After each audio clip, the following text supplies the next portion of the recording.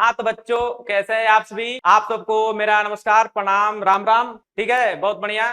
चलिए आज हम लोग इस सेशन में आप लोगों के लिए लेकर आ गए हैं केमिस्ट्री का पहला चैप्टर, जो कि बिहार बोर्ड क्लास 10th का है। ठीक है, क्लास 10th बिहार बोर्ड का पहला चैप्टर का नाम क्या है पता है आप लोगों को? चलिए देखिए, यहाँ पर पहला चैप्टर है हमारा रासायनिक अभिक्रिया। रासायनिक अभिक्रिया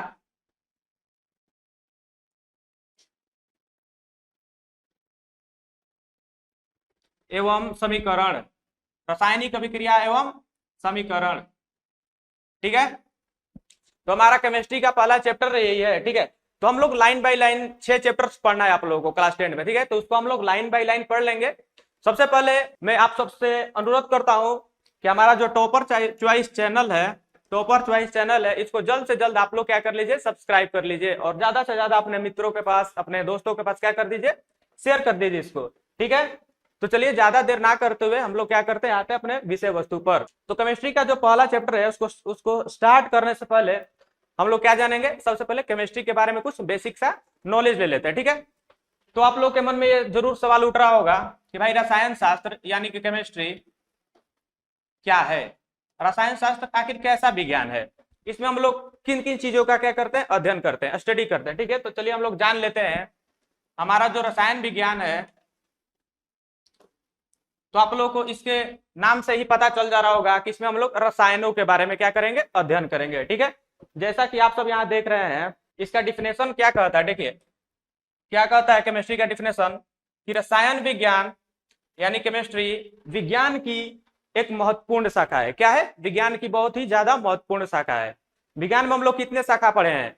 पहला भौतिक विज्ञान, दूसरा जीव विज्ञान, और तीसरा रसायन विज्ञान यानी कि केमिस्ट्री। ठीक है, तो इसका जो डिफिनेशन है कह रहा है कि रसायन विज्ञान यानी केमिस्ट्री विज्ञान की एक महत्वपूर्ण शाखा है, जिसमें पदार्थों का संगठन, संरचना, गुणों और रासायनिक प्रतिक्रियाओं का अध्ययन किया जाता है। ठीक है, तो इससे क्या आप लोगों को मालूम चला कि कोई भी पदार्थ है, मान लीजिए वो मेटल हो, नॉन मेटल हो, मतलब बहुत सारे प्रकार के पदार्थ हमारे क्या धरती पर पाए जाते हैं, उनके अवस्था यानी कि भौतिक अवस्था, रासायनिक गुण और उसके प्रतिक्रिया यानी अभिक्रिया का अध्ययन किया जाता है। बस इसी को हम लोग क्या कहते हैं, केमिस्ट्री यानी कि रसायन विज्ञान कहते हैं। ठीक, तो जो हमारा केमिस्ट्री शब्द है वो कीमिया, CHEMIA यानी कि कीमिया से लिया गया है, जिसका अर्थ होता है काला रंग। ये एक ग्रीक वर्ड है जहां से केमिस्ट्री की उत्पत्ति हुई है। ठीक है, चलिए हम लोग आगे देखते हैं कि केमिस्ट्री के जनक किसे कहा जाता है। ठीक है, केमिस्ट्री के पिता यानी कि जनक किसे कहा जाता है? तो जैसा कि आप लोग जानते ही होंगे कि जो हमारे रसायन विज्ञान के पिता हैं वो कौन है? लेवोजियर है। कौन है? एंटोनी लेवोजियर, जिनका जन्म 26 अगस्त 1743 में हुआ था और मृत्यु 8 मई 1794 को हुआ था। इन्होंने केमिस्ट्री में, रसायन शास्त्र में बहुत सारे चीजों का क्या किया, हमें प्रूफ किया, मतलब बहुत सारे ऐसे मतलब पदार्थ है उनके बारे में क्या किया, हम लोग को अध्ययन दिया। ठीक है, इसी की वजह से इनको हम लोग क्या कहते हैं, केमिस्ट्री के पिता यानी फादर ऑफ केमिस्ट्री कहते हैं। ठीक, तो चलिए ये हो गई कुछ केमिस्ट्री की बेसिक सी नॉलेज। अब हम लोग आते हैं अपने चैप्टर की ओर। ठीक है, तो हमारा जो चैप्टर है वो है रासायनिक अभिक्रिया एवं समीकरण। क्या है? रासायनिक अभिक्रिया एवं समीकरण। तो जाहिर सी बात है इसमें हम लोग क्या पढ़ेंगे, रासायनिक अभिक्रियाओं के बारे में, समीकरण के बारे में, यानी कि रासायनिक अभिक्रियाओं को लिखा कैसे जाता है। ठीक, तो देखिए पहला पॉइंट है आपका, रासायनिक अभिक्रिया किसे कहते हैं। भाई चैप्टर में तो हम लोग को क्या डिफिनेशन ही तो पढ़ना है, उतना डेरिवेटिव्स भी हमें उतना प्राप्त नहीं करना है, इसमें न्यूमेरिकल भी बहुत ही कम ही पूछता है आप लोग के एग्जाम में। ठीक, तो हम लोग को क्या पढ़ना है, डिफिनेशन, कुछ बेसिक से कॉन्सेप्ट पढ़ने हैं। ठीक, तो सबसे पहला जो डिफिनेशन है वो क्या है कि रासायनिक अभिक्रिया कहते किसे हैं। ठीक, तो जैसा कि आप सब देख रहे हैं स्क्रीन पर कि जब कोई पदार्थ अकेले ही या किसी अन्य पदार्थ से मिलकर भिन्न गुण वाले नए पदार्थ का निर्माण करता है, उसे क्या कहते हैं, रासायनिक अभिक्रिया कहते हैं। ठीक, क्या कहते हैं उसे? रासायनिक अभिक्रिया कहते हैं। कहने का मतलब यह है कि किसी भी पदार्थ, वो कोई भी पदार्थ हो, मान लीजिए H2 है और वो ऑक्सीजन के साथ क्या कर लिया, अभिक्रिया कर लिया, तो अभिक्रिया करके क्या बनेगा, H2O बनाता है, जैसा कि आप लोग जानते हैं। तो कह रहा है डिफिनेशन कि कोई भी पदार्थ अकेले या किसी अन्य पदार्थ से मिलके। तो यहाँ देखिए अकेले भी हो सकता था, वो भी अभिक्रिया में हम आगे दिखा देंगे एग्जाम्पल के सहारे। यहाँ पर क्या है, हाइड्रोजन है, क्या है ये, हाइड्रोजन ऑक्सीजन के साथ अभिक्रिया करके, ऑक्सीजन के साथ अभिक्रिया करके क्या बनाया है, जल का निर्माण किया है, H2O का निर्माण किया है। इसके गुण भी क्या होंगे, भिन्न होंगे। क्या होंगे, भिन्न होंगे। कैसे, ये क्या है, एक गैस है। हाइड्रोजन क्या है, आप लोगों को पता ही होगा, क्या है, गैस है। ये क्या करता है, इसका गुण क्या है, ये आग, इसमें क्या होता है, इसकी मौजूदगी में आग लग जाती है, मतलब ये आग लगाने का काम करता है, ठीक। और ये ऑक्सीजन भी है, ये भी आग लगाने का ही काम करता है। अगर ऑक्सीजन नहीं रहेगा तो आग लगना संभव नहीं है। लेकिन ये जो दोनों मिल के नए पदार्थ का निर्माण किए हैं यहाँ पे, जल, ये क्या आग लगाता है, नहीं, ये आग को क्या कर देता है, बुझा देता है। तो इसके गुण में क्या हो गया, परिवर्तन हो गया। बस इसी परिवर्तन की घटना को हम लोग क्या कहते हैं, रासायनिक अभिक्रिया कहते हैं, ठीक है। कहने का मतलब यह है, रासायनिक परिवर्तन, ये भी एक डिफिनेशन हो जाएगा, रासायनिक परिवर्तन इज इक्वल टू रासायनिक अभिक्रिया। कह सकते हैं ना कि जो रासायनिक परिवर्तन होता है, पदार्थों में जो भी रासायनिक परिवर्तन होता है उसी को क्या कहते हैं, रासायनिक अभिक्रिया कहते हैं। क्या कहते हैं, रासायनिक अभिक्रिया कहते हैं। जैसा कि आप लोगों ने अभी देखा, हाइड्रोजन और ऑक्सीजन मिलकर क्या बना दिया, जल का निर्माण कर दिया। पहले क्या था, ये गैस था, दोनों ही गैस था, जो कि आग जलाने में क्या होता है, बहुत ही ज्यादा महत्वपूर्ण होता है। लेकिन उससे जो ये पदार्थ बना वो क्या है, जल है। क्या है, जल, जो कि क्या करता है, आग बुझाने में मदद करता है। क्या, ये जलाने में मदद करता था, ये आग बुझाने में, यानी कि इसका गुण क्या हो गया, अलग अलग हो गया। इसी को हम लोग क्या कहेंगे, रासायनिक अभिक्रिया कहेंगे। यानी किसी भी वस्तु में रासायनिक परिवर्तन को ही हम लोग क्या कहते हैं, रासायनिक अभिक्रिया कहते हैं। चलिए हम लोग देखिए, यहाँ H2 और O2 मिलकर क्या बन जाएगा, H2O का निर्माण करेगा, यानी कि जल का निर्माण। वैसे ही हाइड्रोजन और क्लोरीन मिलकर क्या बनाएगा, HCl बनाएगा। ये क्या है, एक अम्ल है। ये क्या था, गैस था। ये भी क्या था, क्लोरीन एक गैस ही था, ठीक। ये दोनों मिलकर क्या बना दिया, हाइड्रोक्लोरिक एसिड बना दिया। इसका गुण अलग हो जाएगा, अम्ल का गुण क्या हो जाता है, अलग हो जाता है। गैस का गुण क्या है, अलग है। क्लोरीन का गुण क्या है, अलग है, ठीक। लेकिन ये दोनों मिलकर एक अलग गुण वाले नए पदार्थ का निर्माण किया है। जैसा कि हमारा क्या कह रहा है, डिफिनेशन कह रहा है कि कोई भी पदार्थ अकेले या फिर मिलके क्या करता है, नए भिन्न गुण वाले पदार्थ का निर्माण करता है, ठीक है। तो ये हो गया आपका बेसिक सा डिफिनेशन रासायनिक अभिक्रिया का। अब चलिए बच्चों और एग्जाम्पल देख लेते हैं। एग्जाम्पल जितना करेंगे उतना हम लोग को ज्यादा समझ में आएगा, ठीक है। तो यहाँ पर एग्जाम्पल देख रहे हैं, भोजन का पचना, ये भी एक प्रकार का क्या है, रासायनिक अभिक्रिया ही है। कैसे, जब हम लोग भोजन खाते हैं उसके बाद क्या करते हैं, सांस लेते हैं, ठीक। तो ऑक्सीजन की मौजूदगी में क्या होता है, भोजन का हाइड्रोजन हाइड्रोक्लोरिक अम्ल और ऑक्सीजन की उपस्थिति में क्या होता है, भोजन पचता है, ठीक। जिससे हमें क्या प्राप्त होता है, ऊर्जा प्राप्त होता है। ऊर्जा के रूप में क्या प्राप्त होता है, C6H12O6। हम लोग को ग्लूकोज प्राप्त होता है। लेकिन हम लोग खाए क्या है, भोजन खाए हैं। क्या खाए हैं, भोजन, भोजन खाए हैं, यानी कुछ भी खा सकते हैं, रोटी दाल चावल। वो HCl, हाइड्रोक्लोरिक एसिड, O2, ये सब मिलके क्या किया, प्रतिक्रिया किया, अभिक्रिया किया, और हमें क्या प्राप्त हो गया, ग्लूकोज प्राप्त हो गया, जिसका सूत्र होता है C6H12 और O6, ठीक। तो ये भी एक प्रकार का क्या है, रासायनिक अभिक्रिया ही है, ठीक ना। चलिए अगला देख लेते हैं। अगला है श्वसन क्रिया। तो श्वसन क्रिया भी क्या है, एक प्रकार की रासायनिक अभिक्रिया है। क्या है, रासायनिक अभिक्रिया है। ये जो श्वसन क्रिया है ये भी क्या है, एक प्रकार की रासायनिक अभिक्रिया है। क्यों, क्योंकि हम लोग सांस लेते हैं, ठीक। मान लीजिए हम लोग सांस ले रहे हैं तो ऑक्सीजन गैस क्या करते हैं, ग्रहण करते हैं। लेकिन इसके फलस्वरूप क्या प्राप्त होता है, भोजन से मिलकर फिर ये भी ऊर्जा का निर्माण करता है और कार्बन डाइऑक्साइड क्या करता है, मुक्त कर देता है। क्या कर देता है, कार्बन डाइऑक्साइड मुक्त, यानी कि आया था ऑक्सीजन, बन गया ग्लूकोज और कार्बन डाइऑक्साइड, ठीक। तो ये क्या हो गया, श्वसन क्रिया क्या हो गया, रासायनिक अभिक्रिया हो गया। तीसरा एग्जाम्पल है प्रकाश संश्लेषण, ठीक। चलिए यहां दिखा दे रहे हैं आप लोग को। प्रकाश संश्लेषण में क्या होता है, प्रकाश संश्लेषण में क्लोरोफिल क्या होता है, पत्तियों में मौजूद क्लोरोफिल क्या करता है, सूर्य की उपस्थिति में और कार्बन डाइऑक्साइड, वातावरण से कार्बन डाइऑक्साइड लेकर सूर्य की उपस्थिति में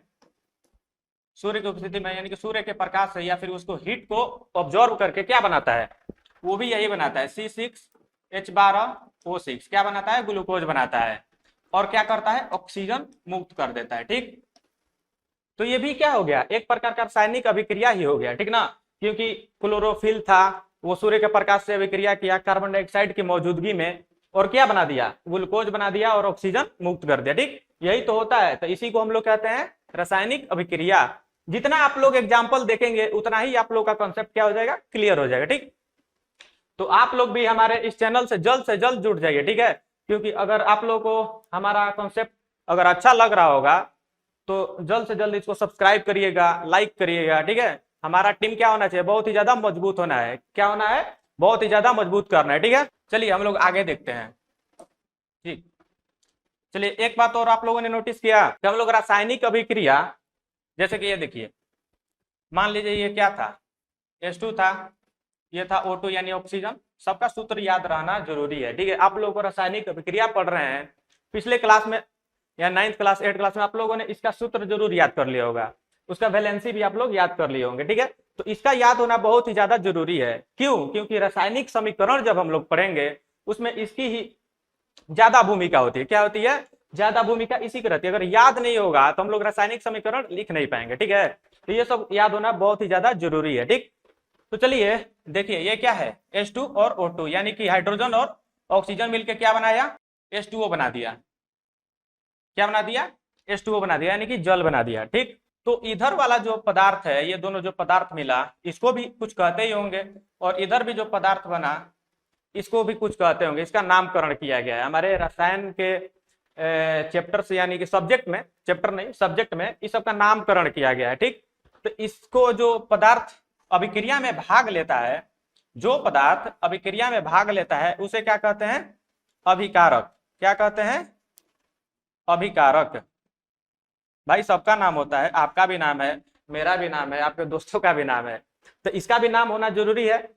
अगर नहीं जानेंगे नाम तो कैसे लिखेंगे समीकरण। ठीक, तो जो रासायनिक अभिक्रिया में जो पदार्थ भाग लेता है उसे क्या कहते हैं, अभिकारक कहते हैं। इसको इंग्लिश में हम लोग रिएक्टेंट कहते हैं। क्या कहते हैं, रिएक्टेंट। ठीक है, और रासायनिक अभिक्रिया के फल स्वरूप जो पदार्थ का निर्माण होता है उसको हम लोग क्या कहते हैं, प्रतिफल। प्रतिफल इसका नाम है। भाई नाम तो आप लोगों को याद ही करना पड़ेगा। ठीक, इसको तो हम लोग दिमाग में डाल नहीं सकते, आप लोग पढ़िए, इसको याद करिए, जितना ज्यादा याद करिएगा उतना ज्यादा आप लोग एग्जाम में लिख के आइएगा। ठीक है, अगर हम जितना पढ़ा रहे हैं इतना याद कर लीजिएगा ना, तो एकदम एक बात अपने दिमाग में बैठा लीजिए कि आपका 90+ स्कोर एकदम होने ही वाला है। किसमें, बिहार बोर्ड के 10th के एग्जाम में। ठीक, इसको हम लोग क्या कहते हैं, प्रतिफल या फिर उत्पाद। इसको इंग्लिश में हम लोग क्या बोलते हैं, प्रोडक्ट। क्या बोलते हैं, प्रोडक्ट। ये जो भी मैं लिखवा रहा हूं उसको क्या कर लीजिए, आप लोग नोट कर लीजिए। अगर इसका PDF भी आप लोग चाहते हैं तो आप लोग को हमारे डिस्क्रिप्शन में टेलीग्राम चैनल का लिंक मिल जाएगा, वहां हमसे जुड़ जाइए। ठीक है, वहां पर सारे चीजों का PDF आप लोगों को मुहैया करा दी जाएगी, प्रोवाइड करा दी जाएगी। ठीक है, तो ये इसी को दिया हुआ है यहाँ पर, देखिए PPT फॉर्मेट में हम लोग लिख दिए हैं कि विकारक, जो पदार्थ रासायनिक अभिक्रिया में भाग लेते हैं उसे क्या कहते हैं, अभिकारक। जैसे मैंने यहाँ बता दिया, एग्जाम्पल यहाँ लिख लीजिएगा, H2 + O2 H2O, तो इसको हम लोग क्या बोलेंगे, कमेंट करिए। तो इसको हम लोग क्या बोलेंगे, इसी को हम लोग बोलेंगे अभिकारक। इसको हम लोग क्या बोलेंगे, अभिकारक बोलेंगे। ठीक, और नेक्स्ट था प्रतिफल यानी कि उत्पाद। तो रासायनिक अभिक्रिया के फल स्वरूप बने नए पदार्थ को क्या कहते हैं, प्रतिफल कहते हैं। तो अभिक्रिया किया, ये बना हमारा पानी यानी H2O, तो इसी को जो नया पदार्थ बना है उसी को हम लोग क्या बोलते हैं, प्रतिफल बोलते हैं। क्या बोलते हैं, प्रतिफल या फिर उत्पाद। नोट कर लीजिएगा, ये सब सारी चीजों को नोट कर लीजिएगा। ठीक है, जो रासायनिक अभिक्रिया में जो भी पदार्थ भाग लिया उसको बोलेंगे अभिकारक, और रासायनिक अभिक्रिया के फल स्वरूप जो भी पदार्थ का निर्माण हुआ उसे बोलेंगे प्रतिफल, ठीक है। इसका पीपीटी फॉर्मेट आप लोगों को टेलीग्राम चैनल पे मिल जाएगा पीडीएफ के रूप में, ठीक ना। उसको क्या कर लीजिएगा आप लोग, नोट कर लीजिएगा, ठीक। चलिए अब हम लोग को आगे का पॉइंट है रासायनिक अभिक्रिया की विशेषता। तो जाहिर सी बात है भाई कि हम लोग कैसे जानेंगे कि रासायनिक अभिक्रिया हुआ है या फिर नहीं हुआ है, ठीक। कैसे जानेंगे हम लोग, मान लीजिए हम लोग दूध में चीनी मिला दिए तो दूध में चीनी मिला देंगे तो क्या वो रासायनिक अभिक्रिया हो जाएगा? नहीं, उसका भौतिक गुण चेंज होगा। हमें कैसा गुण चेंज करना है, कैसा प्रॉपर्टी चेंज करना है, उसका रासायनिक गुण चेंज करना है। रासायनिक गुण चेंज होगा तो कुछ ना कुछ उसका प्रॉपर्टीज रहा होगा जिससे हम लोग को पता चलता है कि रासायनिक अभिक्रिया हुई है। तो वही बात बता रहे हैं यहाँ पे, रासायनिक अभिक्रिया की विशेषता। क्या पढ़ना हम लोग को? रासायनिक अभिक्रिया की विशेषता। विशेषता मतलब क्या कि रासायनिक अभिक्रिया अगर हुआ तो कैसे हुआ, कैसे हमें पता चलेगा कि रासायनिक अभिक्रिया हुआ है या फिर नहीं हुआ। तो देखिए सबसे पहला पॉइंट है गैस की उत्पत्ति।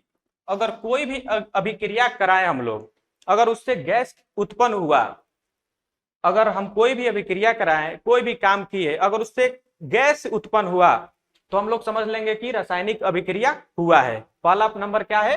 गैस की उत्पत्ति। चलिए हम अगर Zn को यानी जिंक को H2SO4 यानी सल्फ्यूरिक अम्ल से अभिक्रिया कराते हैं तो हम लोग को क्या प्राप्त होता है? ZnSO4 प्राप्त होता है, ठीक। जिंक सल्फेट प्राप्त होता है। क्या प्राप्त होता है? जिंक सल्फेट, ठीक। और हाइड्रोजन क्या हो जाता है? मुक्त हो जाता है गैस के रूप में। हाइड्रोजन क्या हो जाता है? गैस के रूप में मुक्त हो जाता है। चलिए एक चीज और मैं आप लोगों को प्रैक्टिकल करके बता देता हूँ, ठीक। ऐसे देखिए, मान लीजिए ये क्या है? कागज है, ठीक। इसको हम लोग क्या किए? जला दिए, जैसा कि आप सब देख रहे हैं यहाँ पे। इसको क्या कर दिए? जला दिए, ठीक। तो जलने के उपरांत ये क्या कर रहा है? यहाँ धुआं निकला यानी कि गैस निकला। इससे हम लोग को क्या सिद्ध हो गया कि गैस की उत्पत्ति होती है। रासायनिक अभिक्रिया के फलस्वरूप गैस की उत्पत्ति होती है। और अगर ऐसे ही आप लोग प्रैक्टिकल में भी कुछ देखना चाहते हैं तो हमारे शॉर्ट वीडियो से भी क्या हो जाइए, कनेक्ट हो जाइए, ठीक है। ऐसे ऐसे बहुत सारे प्रैक्टिकल मैं आप लोगों को करा दूंगा, ठीक है। यहाँ देखिए क्या हुआ, गैस की उत्पत्ति हुई, आप लोग सामने देख रहे हैं, ठीक। यहाँ पर क्या निकल रहा है? गैस निकल रहा है, धुआं निकल रहा है गैस के रूप में, ठीक। तो ये हो गया आपका पहला, क्या हो गया? विशेषता, ठीक। दूसरा देख लेते हैं अवक्षेप का बनना। अवक्षेप, अवक्षेप मतलब क्या होता है? जो फालतू पदार्थ है, मतलब जो भी उसका क्या हुआ अभिक्रिया के फलस्वरूप अवक्षेप भी बनता है, ठीक। तो यहाँ आप लोग देखा कि यहाँ पर क्या निकला, यहाँ से राख निकला कि नहीं निकला? देख रहे हैं यहाँ राख निकला कि नहीं निकला? ये राख ही क्या है? अवक्षेप है। तो रासायनिक अभिक्रिया के फलस्वरूप अवक्षेप का भी निर्माण होता है। जैसे कि अगर NaCl, NaCl मतलब नमक, नमक के जलीय विलयन Aq से इसको डिनोट किया जाता है, जलीय विलयन को Aq से डिनोट किया जाता है, ठीक है। तो नमक के जलीय विलयन को अगर सिल्वर नाइट्रेट से अभिक्रिया कराएंगे तो क्या बन जाएगा? NaNO3 बन जाएगा, यानी सोडियम नाइट्रेट बनेगा। और यहाँ पर क्या हो जाएगा? चांदी का एक, सिल्वर क्लोराइड का एक अवक्षेप नीचे बैठ जाएगा, ठीक है। ये हो गया आपका दूसरा, क्या हो गया? दूसरा प्रॉपर्टी, ठीक। चलिए तीसरा देखते हैं, रंग में परिवर्तन। रासायनिक अभिक्रिया के फलस्वरूप रंग में भी क्या हो जाता है? परिवर्तन हो जाता है। देखिए ये पहले क्या उजला था, लेकिन जलने के बाद इसका रंग क्या हो गया? काला हो गया। जैसे कि अगर हम लोग अम्ल को मान लीजिए किसी नीले लिटमस पत्र पे डालते हैं तो उसका रंग क्या हो जाता है? लाल हो जाता है। या फिर आप लोग एक प्रैक्टिकल अपने घर में करके देख लीजिएगा, ठीक है। अगर आप लोग देखे होंगे, शायद क्या आप लोग देखे ही होंगे, डिटॉल आप लोग देखे हैं? डिटॉल को तो आप लोग जरूर देखे होंगे, ठीक है। तो डिटॉल को आप लोग जब पानी में डालिएगा तो उसका रंग पहले कैसा था? ऑरेंज कलर का रहता है, लेकिन पानी में डालने के बाद वो डिटॉल कैसा हो जाता है? व्हाइट कलर का हो जाता है। आप लोग घर पे करके देख लीजिएगा कैसा हो जाता है? व्हाइट कलर का, क्योंकि वो जल से अभिक्रिया करके उसके रंग में क्या हो गया? परिवर्तन हो गया। तो ये क्या हो गया? आपका तीसरा विशेषता हो गया, ठीक। चलिए नेक्स्ट देख लेते हैं, ताप में परिवर्तन। ताप में परिवर्तन यानी कि उसका टेम्परेचर भी क्या हो जाएगा? बदल जाएगा। क्या हो जाएगा? टेम्परेचर भी उसका परिवर्तित हो जाएगा। कैसे? अभी मैंने आप लोगों को दिखाया, यहाँ पर अगर, चलिए दिखाया नहीं, मोमबत्ती को आप लोग जलाइएगा कभी, ठीक। तो मोमबत्ती को जलाने से पहले आप लोग उसका टेम्परेचर नोट कीजिएगा और मोमबत्ती के जलाने के बाद आप लोग टेम्परेचर नोट कीजिएगा। दोनों में काफी फर्क होगा। क्या हो जाएगा? बहुत ही ज्यादा फर्क होगा। तो इससे क्या पता चला? उसके ताप में भी क्या हुआ है? परिवर्तन हुआ है। अवस्था में परिवर्तन, सॉरी बच्चों, अवस्था में परिवर्तन। अवस्था यानी कि उसका स्टेट। देखिए जैसे मान लीजिए किसी मोमबत्ती को हम लोग जलाएं, मान लीजिए ये क्या है, मोमबत्ती है, ये क्या है, मोमबत्ती है, ठीक, मान लीजिए जल रहा है, ठीक है। तो आप लोग देखे होंगे ये जो मोम होता है पिघल पिघल के ऐसे चू कर नीचे नीचे चू जाता है, मतलब नीचे आ जाता है। फिर इसका अवस्था कैसा था, पहले इतना लंबा था, मान लीजिए लंबा था, वो क्या हो जाएगा, छोटा, यानी इसका अवस्था में भी क्या हो जाएगा, चेंज आ जाएगा। ये पहले क्या था, सॉलिड था, लिक्विड रूप में आ जाएगा, क्या आ जाएगा, लिक्विड रूप में आ जाएगा, ठीक। फिर से मान लीजिए सॉलिड हो जाता होगा, जैसे कि आप लोग कोई भी परिवर्तन देख लीजिए, ये क्या था, हाइड्रोजन क्या था, गैस था, ऑक्सीजन क्या था, गैस था, लेकिन ये क्या बन गया, H2O जल बन गया। गैस से किस में परिवर्तन हो गया उसका, जल, यानी कि तरल, यानी लिक्विड फॉर्म में हो गया। तो आप लोग इससे जाहिर होता है कि क्या है, उसका अवस्था भी क्या हो गया, चेंज हो गया, यानी कि कह सकते हैं कि रासायनिक परिवर्तन क्या हो गया है, हो गया है, यानी कि वो क्या है, रासायनिक अभिक्रिया है। यही इसका क्या था, 5 बहुत इंपॉर्टेंट मुख्य एकदम गुण था, विशेषता था, कि अगर अवस्था में परिवर्तन होगा तो समझ लीजिएगा क्या होगा, रासायनिक अभिक्रिया हुआ है। ताप में परिवर्तन होगा फिर भी रासायनिक अभिक्रिया हुआ है, रंग में परिवर्तन होगा फिर भी क्या होगा, रासायनिक अभिक्रिया हुआ है, अवक्षेप भी बनेगा, गैस की भी उत्पत्ति होगी। सारी चीज आप लोगों ने देख लिया। चलिए, कोई दिक्कत होगा तो आप लोग कमेंट बॉक्स में कमेंट करते जाइएगा, ठीक ना, क्या करिएगा, कमेंट बॉक्स में कमेंट करते जाइएगा। कुछ भी दिक्कत लगे अगर आप में कि सर यहाँ समझ में नहीं आया है, तो उसको आप लोग कमेंट बॉक्स में जरूर कमेंट कर दीजिएगा, क्योंकि जब तक आप लोग कमेंट नहीं करेंगे तब तक हमारा जो कॉन्सेप्ट है, मतलब कॉन्सेप्ट को क्लियर नहीं कर पाएंगे, ठीक है। कमेंट करते जाइए, आपका कमेंट बहुत ही मददगार रहता है, और ऐसा नहीं है कि हम लोग कमेंट को पढ़ते नहीं है, कमेंट को हम लोग एक एक करके पढ़ते हैं, ठीक है। तो आप लोग जरूर एकदम कमेंट करिए, अपना डाउट क्लियर कर लीजिए, ठीक ना। और एक बात, हाँ, मैं आप लोगों से एक बात और बताना चाहता हूं कि बहुत जल्द, मतलब दशहरा के लगभग से हम लोग लाइव आना भी शुरू कर देंगे, ठीक है, लाइव आना शुरू कर देंगे, ठीक ना। तो आप लोग का इंतजार एकदम खत्म ही हो गया है। सर से आप लोग बोलते थे कि सर हमें लाइव पढ़ाइए, रिकॉर्डेड से काम नहीं चलेगा, तो वो भी आपका सपना पूरा होने वाला है, क्योंकि दशहरा के लगभग से हम लोग लाइव आना शुरू कर देंगे, ठीक। तो चलिए हम लोग आगे देखते हैं। अगला जो हमारा पॉइंट है, रासायनिक समीकरण। क्या है अगला पॉइंट, रासायनिक समीकरण। लेकिन ज्यादा वक्त हो गया, लगभग 25 से 30 मिनट हो ही गया, तो वक्त को भी मद्देनजर रखते हुए अब हम लोग मिलेंगे नेक्स्ट वीडियो में, किसके साथ, रासायनिक समीकरण के साथ। अगले वीडियो में हम लोग रासायनिक समीकरण पढ़ेंगे और उसके आगे भी बढ़ेंगे, ठीक ना। तो तब तक के लिए मैं आप लोगों से विदा लेना चाहता हूं, तब तक के लिए धन्यवाद, जय हिंद, आप लोग स्वस्थ रहिए।